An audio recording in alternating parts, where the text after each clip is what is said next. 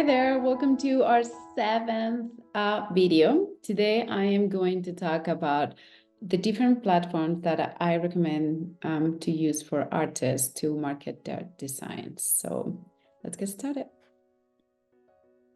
Okay, welcome to Moshito Design Academy. Today we're going to talk about marketing, which is sometimes not our most favorite task to do, but it's a very important one to take care of. So without further ado, I would like to start today by saying that marketing can get pretty overwhelming, and there are so many different platforms out there, and you have to kind of go through them and select one or two that will work best for your career. Because if you try to do too many and you are operating as a one person, it's not going to happen. You're going to get overwhelmed and a little frustrated, and you're not going to give your best. So I would start with one. And then once you have that one going and you got the system, then maybe try to add another one. There's a lot of things about a platform. It's just not uploading a photo. You have to take a look at the dimensions and how do you put the reels together.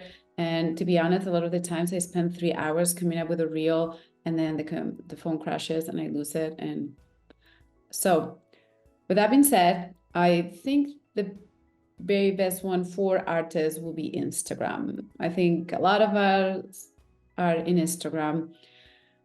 It allows you many different things. You can create videos, talk about your projects, create behind the scenes footage, and just upload regular old photos. So you can connect with your audience as well in your stories. So ask questions, come up with polls. So I would definitely say that's the one that I focus on the most. After that one, I will bring up Pinterest.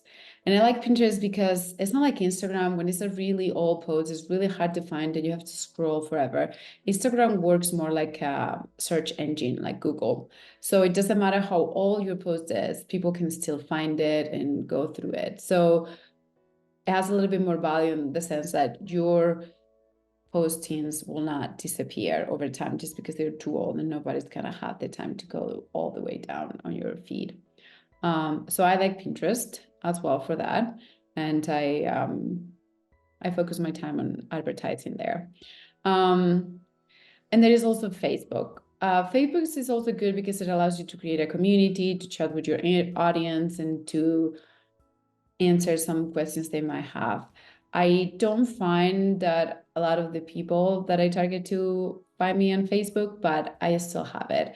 I'll talk about how I go about my posting in a minute. There is a few other platforms. I'm only going to mention another 3 platforms, but there is more out there. You can use Twitter. Threads is a version of Tweeters from Instagram, so they're connected. So you could do that. And there is also TikTok.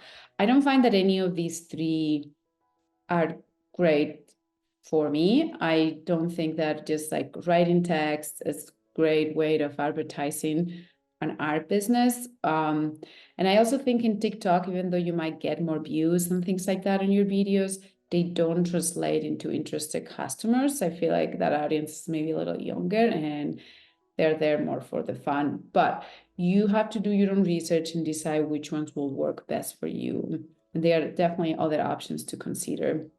But when it comes to posting, I would like to mention 2 things. One is that I like to do it in batches. So I don't post one thing every day. I try to set up one day of the week where I spend a couple hours doing all my posting for the week, or if I can for that month, and then be done with it. And then if at some point I feel like I have something to say, something new, excited, I can create an additional post related to that. But I try to schedule my content because it takes away a lot of the time. And then I feel like when I'm in the mood of doing it, I can come out with more ideas in a row.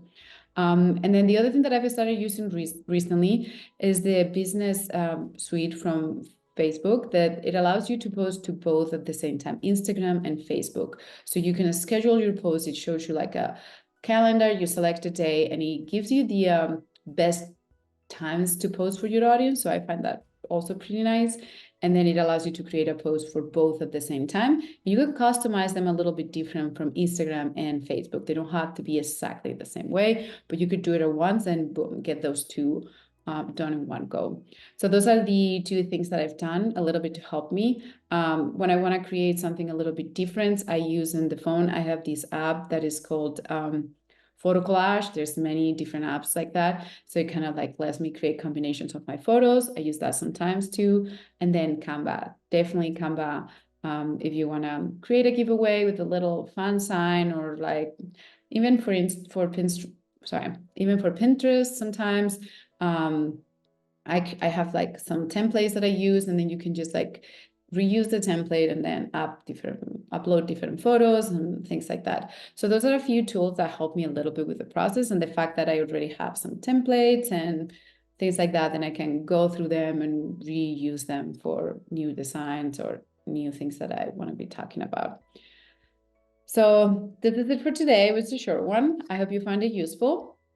And I hope to see you in our very last videos of this series, where we will talk about a website or no website. So we'll talk about that in our last video. Thank you so much for joining. Bye.